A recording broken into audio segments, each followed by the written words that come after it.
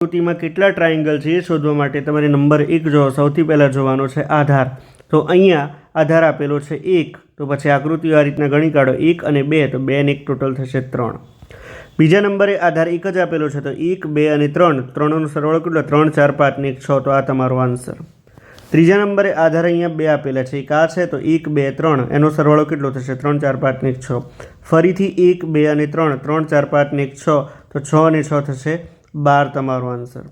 ચોથા નંબરે છે આ પહેલો આધાર છે તો 1, 2, 3, સરવાળો થશે 6. અહીંયા બીજો આધાર છે આ 1 અને 2, તો સરવાળો થશે 3, તો 3 અને 6, 9 તમારો આન્સર.